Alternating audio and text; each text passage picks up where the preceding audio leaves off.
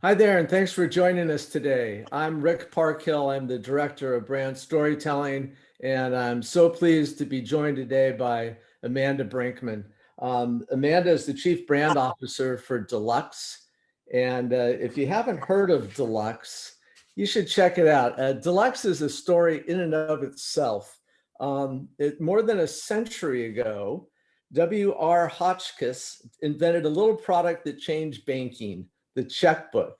With a big idea and plenty of dedication, he took a $300 small business loan and founded Deluxe Corporation. If any of you in small business, you probably ordered checks through Deluxe.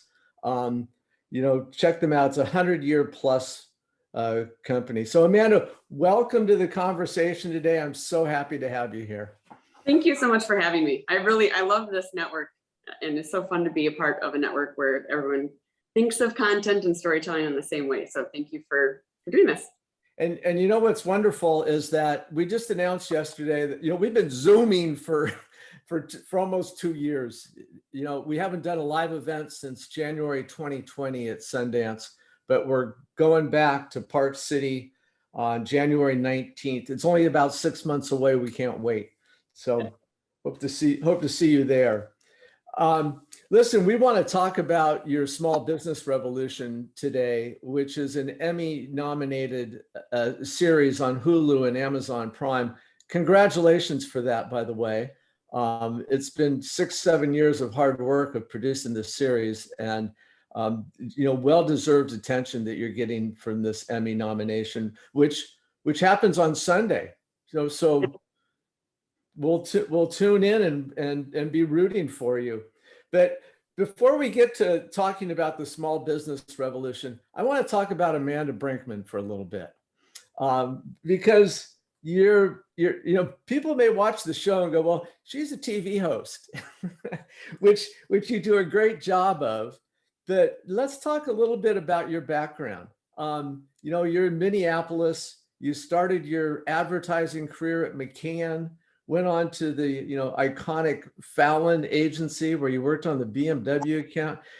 Tell us a little bit about your trajectory, your career trajectory that's brought you to this point, Amanda. Well, thank you for asking. Yeah, I did start at McCann, Minneapolis, and then moved on to Fallon. And I love the fact that very, very early in my career, I worked on the BMW films. And it just started my career in this space where I just expected that brands could produce really, really high quality cinematic content, and that brands could do something that was very watchable, that people wanted to spend time with. So it just kind of created that expectation right away, very early in my career, and worked with an amazing team on that. And BMW was a great brand to work on. So worked on that for a number of years. And then I moved over to the corporate side. So I was always kind of attracted to where the decisions were made. Sometimes I love the agency world. I love being surrounded by creativity. I still miss that to this day. But it always struck me that on the agency side, you're always kind of just waiting for a client to come up with a brief or to explain what they need. And you don't necessarily have control or purview into all the other things that contribute to that brand experience beyond just a particular ad campaign or a program. And so I wanted to go over to the corporate side and kind of, feel that out, what it felt like to manage a brand holistically. So I went to United Health Group, which was great. And I actually started their internal agency, which was wonderful because I got to stay really close to the creative product, but start to kind of figure out how to navigate corporate culture. And it was great. So it's called Carrot, and all of the work really focused on health and wellness, and really using marketing or our craft to help people make better, healthier decisions. I've always kind of pursued or wanted to figure out within my career how I could prove that the craft of marketing or advertising or creativity can actually, how can you do well by doing good? How can a company, achieve their business results, but do something good for your customers on your way to doing that? Rather than just selling people things, how do you participate in making the world a better place? And so that was very fun, to be able to be on kind of that kind end of healthcare where you're really helping people lead healthier lives. Then I moved on to Allianz, did a lot of work around fiscal literacy through the rebranding of Allianz North America. And then went to General Mills for a little while, helped them kind of build out a content studio. And then I got a call from Deluxe. And it was really interesting because my perception too is that it was a check company, which that is our legacy. but it was such a meaty brand opportunity because the opportunity was, how do you turn around a 100-year-old brand known for a legacy product that's actually in decline? And Deluxe had really been evolving alongside its customers all these years, but nobody knew that. And so for me, I always like a good challenge. So I joined Deluxe about 8 years ago now. And the opportunity was really, how do you reposition a brand around its future? And we were about to celebrate our 100th anniversary when I joined too. So knowing that you needed to use the centennial as a launch pad for talking about your future and not looking back at your past. So Deluxe came looking for you to be their storyteller. Is that what connected you with Deluxe? They realized they needed some storytelling and rebranding. They knew they needed rebranding. The storytelling was the solution that we arrived at. But the opportunity was, so Deluxe had been evolving right alongside both the financial institutions and the small businesses that we had been working with for 100 years. Specifically in the small business space, we did far more than just help them move their money. We had built out services to help them with anything they needed to market themselves. So their websites, direct mail, email marketing, logos, printed materials, promo and apparel, all these things they need to market themselves at the scale and affordability that a small business has access to. But nobody knew Deluxe for that. So what they were looking for is someone to help them come tell the Deluxe story, like that we are in the small business space.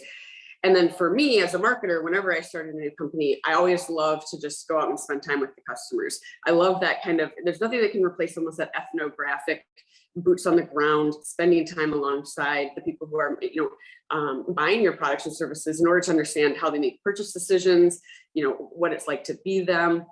And so we had lots of data about how small businesses made decisions and what they were looking for, but I just wanted to get to know, the small business mindset. And so as I was spending time with small businesses, I was just so moved by their stories and, why they started it, what was hard about it, the guilt they felt because they're there all the time and not, with their kids. And as I was, just spending time with them, I would see a different story. I would look around their shoulder and see their kids in the back helping prep the meals at the restaurant. And I would see a second generation learning the spirit of entrepreneurship and hard work.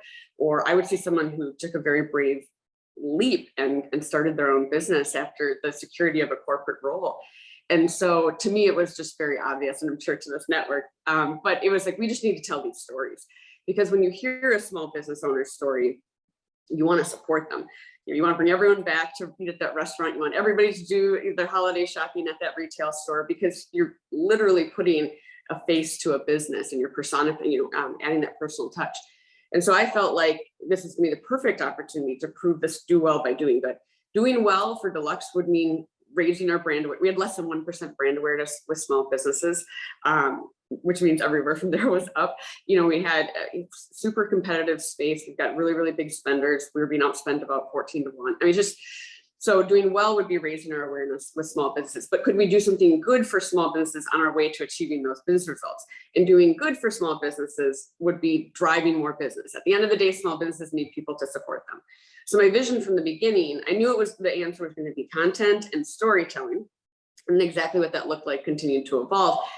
But it was really more about, could we create a movement?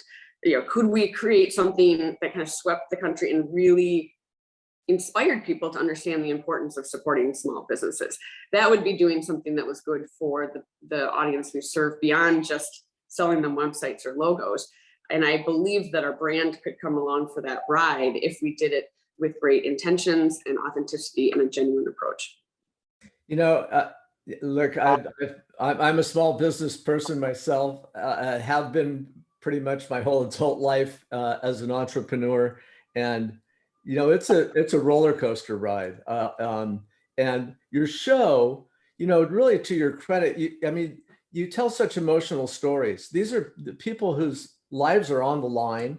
They're trying to open their doors every day and feed their families, and the stories are just so emotion packed. And it just comes through, Amanda, that your connection with these small business people is really authentic. It's very real.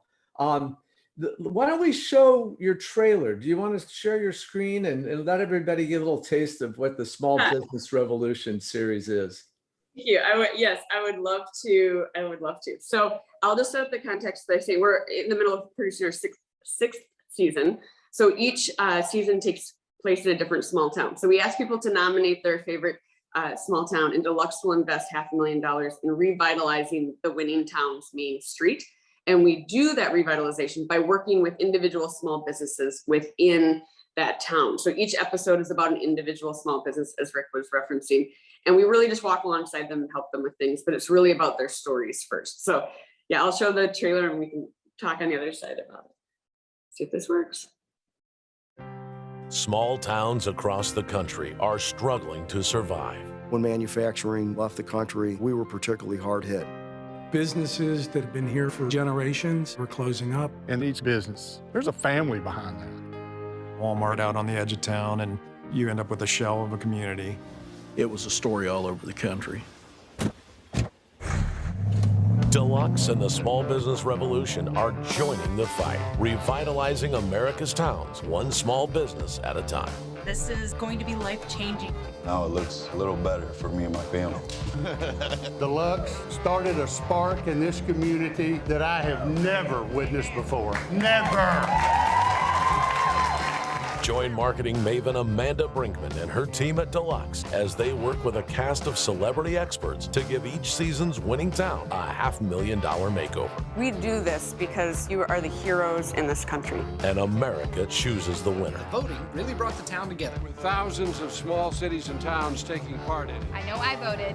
And after 5 seasons and millions of votes cast, the revolution has never been stronger. The winner is Wabash, Indiana.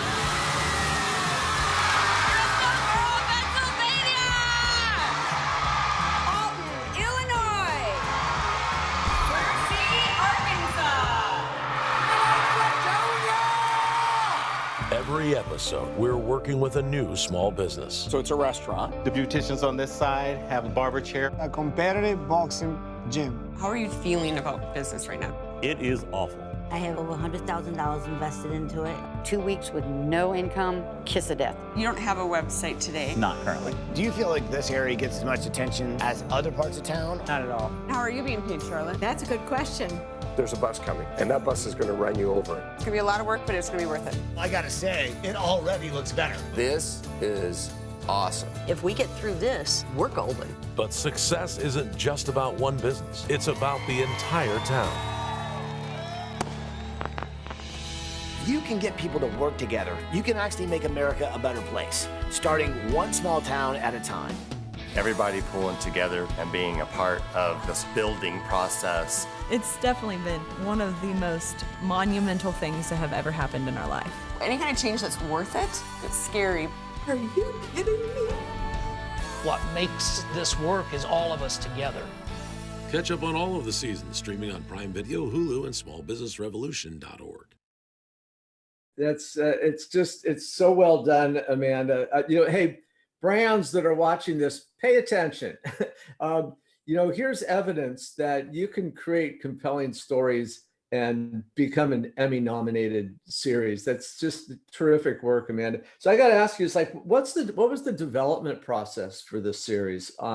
Because you watch it and it just smacks of professionalism, and it's a TV reality show. That's a non-scripted TV reality show with great hosts. And so tell us about the development process and partners you brought in to pull this off. Yeah, so in the first year before it became an unscripted show, in our 100th year, we actually went across the country and told the stories of 100 small businesses. Right. And we rolled those out throughout our centennial year as a response to celebrating 100 years in business, but to really turn the camera and highlight small businesses. And the approach that we took to that was the same kind of cinematic documentary style that you see in the show now. And that was when the movement really started, was we were going across the country, we were telling these stories, we were getting national, local and hyper-local attention. And in that first year, we proved, because there were so many articles written about it and people were sharing it on our behalf, because it was story first, brand second. It was, even the name Small Business Revolution was really important. It has its own logo mark. It has its own website. The .org is very, very, specific. And it was never Deluxe's small business revolution. It was always the small business revolution championed by Deluxe. And even the word championed was extremely deliberate. And so, because there's a level of advocacy that's communicated just in the nature of that word. And so in that first year, we actually reached 12 times more people than we would have reached if we would have invested that same amount of money that we invested in telling those stories in paid media. And we certainly invest in paid media to amplify the stories, but it just right away proved this model that when you invest in really, shareable content, watchable content, that people will share it on your behalf and you'll get earned media. And because I wasn't given a new budget for content. This was a bet we were making to carve out a portion of our paid media that was already meant to talk about ourselves and invest it just in really high quality storytelling. So that cinematic quality for me was really important from the very beginning, because in and of itself, that's part of the message. We want to show small businesses as the heroes we believe they are in our country and in our communities and into our economy. So then it evolved into the unscripted show because we knew we were onto something, but we didn't want to just do 101 stories in the second year. And one of the things that we noticed when we were going across the country is that nowhere are small businesses more under siege than in our small towns. It's really hard to compete, whether you're in a large urban area or a small town. Online pressure's there, but in small towns, you've got national brands moving in on the edge of town. You've got highways being rerouted around historic main streets for ease of travel. And so we felt like that would be a great context for the show. And then we could take it a step further. So when I originally pitched this idea, all we could hope to achieve in that first year with such low brand awareness and the limited spend was that people would associate the name Deluxe with small business. And I kind of promised that once we got to a certain place where the numbers in terms of awareness and other things we're measuring on it got to a certain point, then we could round the corner and make sure people associated Deluxe with small business marketing services. But in that first year, it just went so well and we achieved all those numbers that we were ready to round that corner. And so the makeover show aspect came through because in real life too, we loved telling these stories of these small businesses, but we would notice that they were like super hard to find online when we were going to film there. We noticed that their website wasn't in a great place or their logo could use some work. So we said, let's take it a step further. Let's tell these stories, but let's, show what a difference marketing and financial advice can make in real life, because these are the real things small businesses struggle with. And the reason that the show felt like such a natural format is because you can't do a makeover for a small business and not help them with marketing and finances. It's the two things that they struggle with the most. So we could play a very natural character in that expertise and in that advice. So we weren't forcing the brand in. They literally needed help with these things that we do as a business. So that was kind of how the development started was, all right, it needs to be unscripted. It's about story first. And then even the spirit of it the show has always been remarkably positive.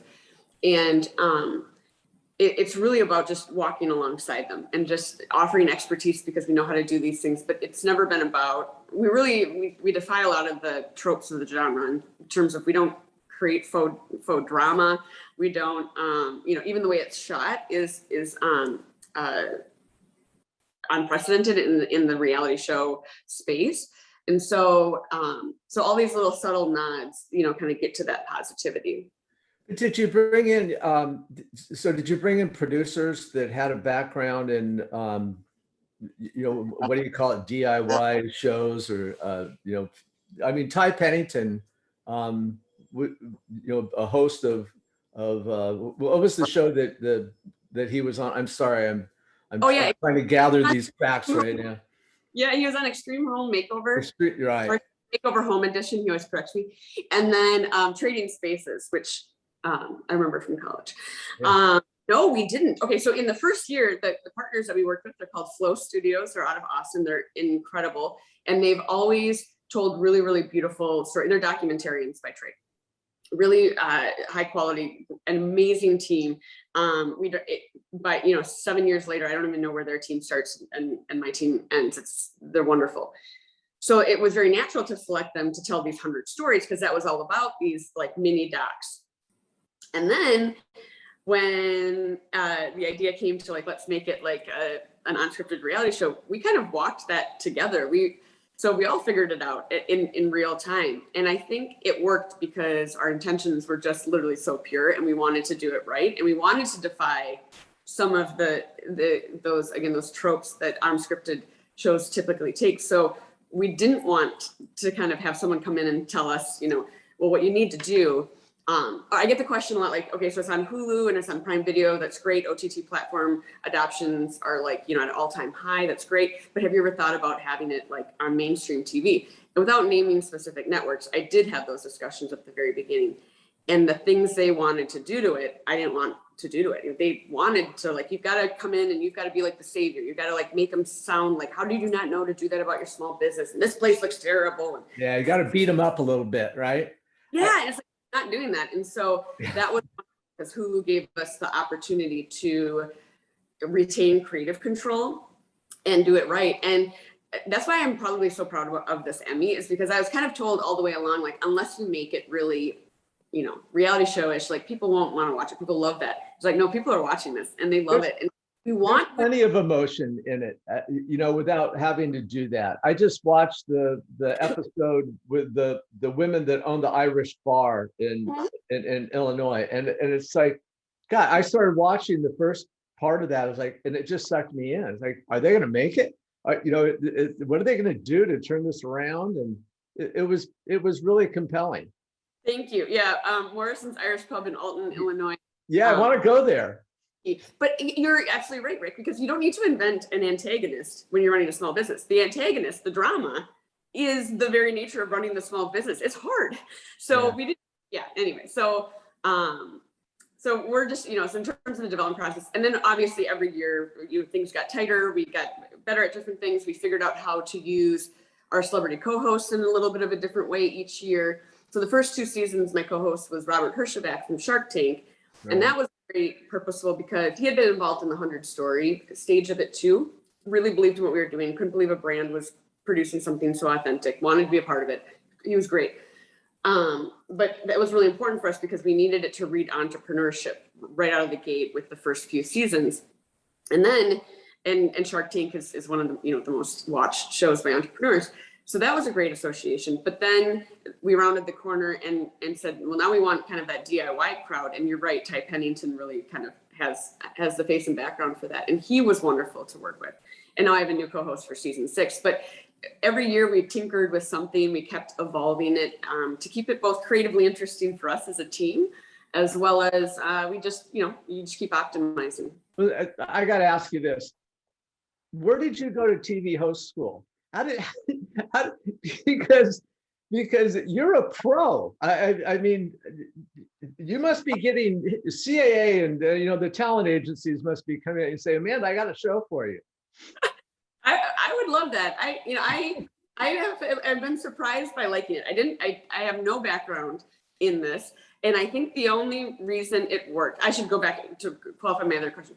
If I could retain creative control on both sides of the camera, like, that's what I like about it, is that I'm actually directing from in front of the camera, which is wonderful and is what allows us to be so efficient with our dollar, because I know what we're trying to get out of that scene. It's not like I'm just, talent plopped in a chair. So that's really effective. And I think that's what's compelling about it to me. But I think the reason it works is because it's unscripted. So the only trick is to just not mind that cameras are there. I think if they gave me specific lines to memorize, I don't know how well I'd do at that. So I just kind of fell into it, and I really enjoy it. And I think what I enjoy the most is that I get to be up close and personal with seeing how these makeovers are really life-changing for these businesses. I think, and that's what we love about this program, is we could do an ad campaign that talks about how important a website is, or your digital footprint, or your logo. But when you see in the episode how a website brings a business owner to tears, or when they hold their business card for the first time with their new brand, how it feels, that's such a much more powerful way for us to show our products and services than just an ad campaign. And so that's what I'm really passionate about, is I think this work proves that a brand can be a publisher and that you can own your own narrative, and both around how important it is to support small businesses and that more macro altruistic mission behind it, but also it just shows that you can demonstrate the why you do these things, why you have certain products and services in such a better way when you wrap that into storytelling and show the effect it has on people. It's so natural. When you went into Morrison's with your laptop and showed the owners their new website, they're just like tears were flowing amongst them. And then you pull out the new Morrison's logo with on a rocks glass, and they're like, let's drink. It's great. So tell us about season 6, because this is exciting, and your relationship with Baron Davis, who's who's an entrepreneur himself and a force, and his Black Santa company. And tell us what's coming up in season 6. Yeah, he's been incredible to work with. So we're almost finished filming season 6. So in the past 5 seasons, as I mentioned, it's taken place in different small towns, and we've had I didn't even go into like the social activation and all the things we do to pick the town and stuff. That's a really fun case study in and of itself. It's not just the show, it's everything around it. It's the website, it's the contest, it's the 360 marketing effort for the show. That's amazing. Yeah, so over the course of the 5 seasons, we've had 30,000 towns nominated.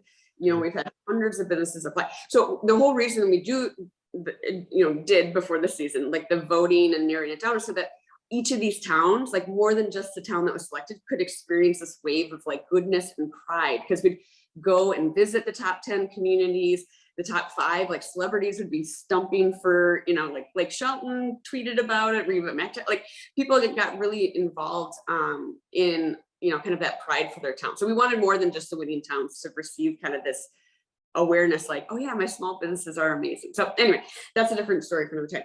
But for season 6, I'm based here in Minneapolis. Deluxe is based here in Minneapolis and St. Paul. We felt very compelled to bring it back home to Minneapolis and St. Paul and focus on, instead of just one main street, we're focusing on 6 different neighborhoods across the Twin Cities, and we're featuring all Black-owned businesses and entrepreneurs.